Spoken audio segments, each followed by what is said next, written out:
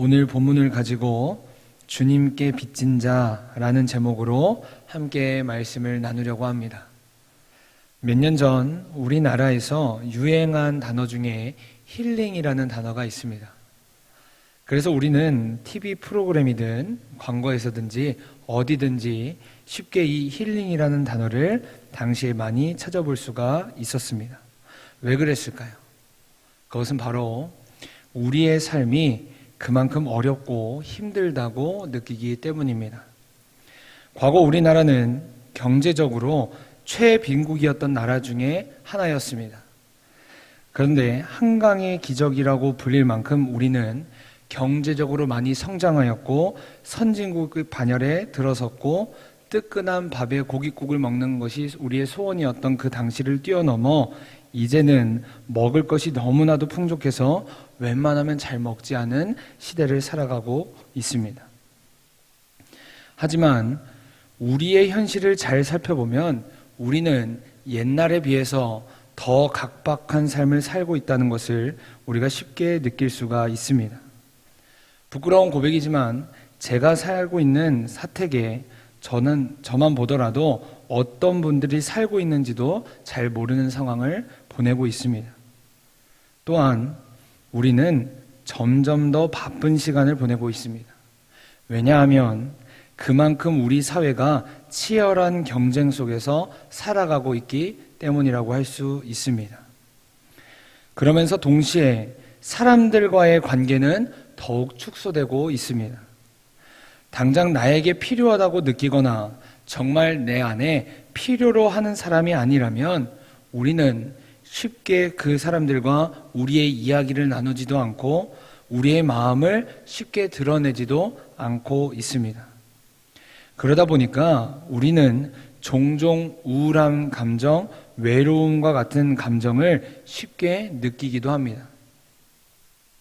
그런데 오늘 성경에 보니까 우리가 진정한 힐링을 느끼기 위한 방법에 대해서 말하고 있습니다.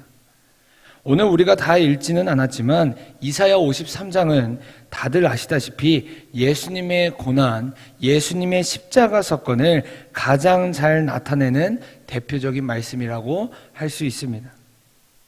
그래서 우리는 사순절이나 고난주간을 맞이하면 특히나 이 말씀을 많이 묵상하기도 합니다. 그 중에서 오늘 우리가 읽은 이사야 53장 4절부터 6절의 말씀은 우리에게 우리가 주님께 빚진 자라고 말하고 있습니다. 그렇다면 왜 우리는 주님께 빚진 자일까요? 그리고 빚진 자로서 우리는 이 세상에서 어떻게 살아가야 할까요? 이와 같은 질문을 가지고 오늘 말씀을 살펴보려고 합니다. 먼저 우리가 주님께 빚진 이유는 우리의 모습이 양과 같은 모습이기 때문입니다. 사랑하는 여러분, 양은 눈이 잘 안 보이는 대신에 뛰어난 청각을 가지고 있는 동물이기도 합니다. 그래서 주인이 각기 다른 양들이 서로 뒤엉켜 있다고 할지라도 저 멀리서 자신이 따르는 목자의 음성이 들리면 그 양들은 그 목자, 자신의 목자가 있는 쪽으로 향해 이동하게 됩니다. 이처럼 목자가 있는 양은 자신이 가야 할 곳이 분명하게 정해져 있습니다. 그런데 목자가 없는 양은 지금 자신이 가야 할 곳이 어디인지, 지금 내가 어떤 곳으로 가야 옳은 길인지 전혀 알 수가 없습니다. 왜냐하면 자신의 한 치 앞도 제대로 보지 못하는 것이 바로 양이라는 동물이기 때문입니다. 이와 마찬가지로 오늘 성경은 우리의 모습이 마치 목자를 잃어버린 양의 모습이라고 분명하게 말하고 있습니다. 그래서 오늘 본문 6절 상반부를 보면 우리가 다 양 같아서 그릇 행하여 각기 제 길로 갔다라고 말하고 있습니다. 다시 말해 목자를 잃어버린 양과 같은 모습으로 우리가 이 세상을 살아가면서 우리가 하고 싶은 대로, 내가 느끼는 감정대로, 내가 생각하기에, 내가 보기에 좋아 보이는 길로 우리는 각자 떠났다라고 말하고 있다는 것입니다. 분명 우리의 주인이신 하나님께서 우리에게 말씀하시고 알려주시는데도 불구하고 우리는 때론 연약해서 하나님의 응답이 우리의 마음에 들지 않아서 우리가 원하는 대로 살아갈 때가 너무나도 많다라는 것입니다. 대체 우리는 왜 이와 같은 모습으로 살아갈 수밖에 없을까요? 그것은 바로 우리 안에 있는 죄 때문입니다. 그래서 그 죄가 해결되지 않으면 우리는 영적인 눈이 뜨이지 않아서 하나님께서 우리에게 알려주시는 길이 있는데도 불구하고 우리는 그것을 보지도 못하고 영적인 귀가 닫혀서 하나님의 음성을 듣지도 못하게 된다라는 것입니다. 그렇기에 지금 내가 보기에는 내 스스로가 괜찮아 보이고 내가 느끼기에는 내가 다른 사람보다 능력이 있고 착하게 느낄지라도 우리 안에 그 스스로 죄의 문제가 해결되지 않은 우리를 하나님께서 보시기에는 그저 목자를 잃어버린 양, 하나님의 말씀보다 내가 원하는 삶, 내 계획, 내 방법을 쫓아가는 모습이라는 것입니다. 저는 이 말씀을 묵상하면서 가장 먼저 생각난 그 성경 속 인물이 요나라는 인물이었습니다. 잘 아시다시피 요나는 하나님의 부르심을 받은 선지자였습니다. 그 당시 요나는 아마도 자신이 하나님의 부르심을 받은 것에 받았다는 사실에 인해서 기뻐했을 것입니다. 그런데 문제는 하나님께서 요나에게 명령하신 임무였습니다. 그것은 바로 자신들을 지금 위협하고 있는 공격하는 그 아수르의 수도인 니느웨로 가서 하나님의 말씀을 전하고 그들에게 회개를 촉구할 것을 전하라는 명령이었습니다. 마치 하나님께서 우리를 강제로 침략해서 약탈하고 우리의 재산을 빼앗고 우리의 생명을 빼앗고도 사과를 하지 않는 저 일본 땅에 가서 선교하고 복음을 전하라고 말씀하시는 것과 비슷하다고 할 수가 있습니다. 그래서 요나는 니느웨와 정반대인 다시스로 향하게 됩니다. 왜냐하면 요나의 마음 안에는 이스라엘을 괴롭히는, 지금 우리를 괴롭히는 저 아수르가 하나님 앞에서 여전히 죄를 지어서 하나님 앞에 벌을 받고 망해야 하는 것이 마땅한데 어떻게 그들을 살리고 회개하라고 하실 수 있는지가 하나님의 마음에 납득이 되지 않았기 때문입니다. 그런데 문제는 우리에게, 그리고 저에게 이와 같은 마음이 존재한다는 것입니다. 하나님의 뜻보다는 우리를 향한 그 하나님의 마음이 어떠한지를 느끼기보다는 당장 내가 원하는 것을 이루려고 하는 모습, 바로 이 모습이 목자 잃은 양과 같은 모습인 줄 믿습니다. 그런 우리를 하나님께서는 그냥 내버려 두시지 않았습니다. 계속해서 우리가 목자를 잃어버린 양과 같은 모습으로 살길 원하시지 않았다는 것입니다. 그래서 어떻게 하셨습니까? 바로 오늘 보면 6절의 하반부의 말씀처럼 우리의 죄를 하나밖에 없는 자신의 아들 예수님께 담당시키셨다는 것입니다. 그렇게 우리는 주님께 빚진 자라고 성경은 분명하게 말하고 있습니다. 내가 하나님 앞에서 치러야 할 그 죄의 값을 우리 주님께서 이미 해결하셨다는 것입니다. 우리에게 있는 그 무거운 짐을 하나님께서는 예수님께 옮기셨습니다. 따라서 우리가 하나님께 보여야 할 그 마땅한 태도는 담임 목사님께서 어제 이 새벽에도 말씀하셨던 그 로마서 4장 5절의 말씀처럼 예수님께서 죽을 수밖에 없는 우리를 살리셨음을 믿고 그분을 따르는 것인 줄 믿습니다. 더 이상 목자를 잃어버린 그 양의 모습이 아니라 우리를 살리시기로 결정하신 그 하나님을 우리가 전적으로 신뢰함으로 감사하며 따라야 하는 줄 믿습니다. 그러므로 우리 모두가 날마다 우리의 목자이신 하나님만을 따를 수 있길 바랍니다.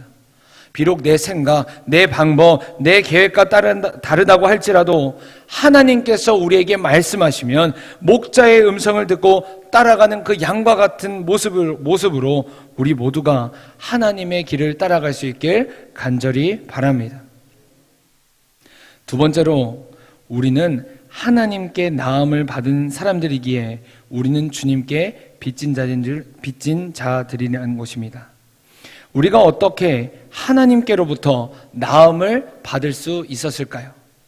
그것은 바로 오늘 본문 5절의 말씀처럼 예수님께서 찔리심으로 가능한 줄 믿습니다. 하나님께서는 예수님께서 태어나시기 전 약 600년에서 700년 전 사이에 이사야를 통해 이 말씀을 예언하셨습니다. 자신의 아들 독생자 예수 그리스도가 찔릴 것이다. 십자가에 매달리기 위해 못에 찔릴 것이다. 몸 안에 있는 것을 다 쏟아내기 위해 창에 찔릴 것이다. 그리고 그 찔림으로 인해 하나님의 자녀인 너희가 나음을 받을 것이라고 분명하게 말씀하셨습니다. 여러분, 여기서 나음을 받았다는 뜻 안에는 꿰매다, 고치다 라는 뜻을 가지고 있습니다. 다시 말해 예수님의 피 흘리심으로 인해 우리 마음의 상처가 꿰매졌다는 것입니다. 우리 가운데 어떤 상황으로 인해, 다른 사람의 그 말로 인해, 어떤 상황으로 인해서 패인 웅덩이였던 우리의 마음이 우리 주님으로 말미암아 메워졌다는 것입니다. 이것을 오늘 성경에서 다른 말로 표현한 것이 바로 평화를 누린다라는 말입니다. 하나님 안에서 누릴 수 있는 진정한 평화, 평안, 샬롬, 이것이 바로 하나님께서 상처를 받은 우리를, 연약한 우리를 주님 안에서 상처로부터 자유함을 누리게 하시며 치유함을 받게 하셨다라고 말씀하고 계신다는 것입니다. 그래서 예수님께서도 요한복음에서 우리에게 진정한 하나님으로부터 오는 그 평안, 그 평화를 우리가 누리기 위해서는 예수님께서는 내게로부터 나온다라고 말씀하셨습니다. 우리 요한복음 14장 27절의 말씀을 우리 다 함께 읽도록 하겠습니다. 시작. 평안을 너희에게 끼치노니 곧 나의 평안을 너희에게 주노라. 내가 너희에게 주는 것은 세상이 주는 것과 같지 아니하리라. 너희는 마음에 근심하지도 말고 두려워하지도 말라. 아멘. 따라서 우리는 날마다 하나님 안에서 우리의 마음을 회복해야만 합니다. 하나님 안에서 자유함을 누려야 한다는 것입니다. 왜냐하면 그것이 바로 우리 예수님께서 우리를 대신해 십자가에 달려 돌아가신 이유이기 때문입니다.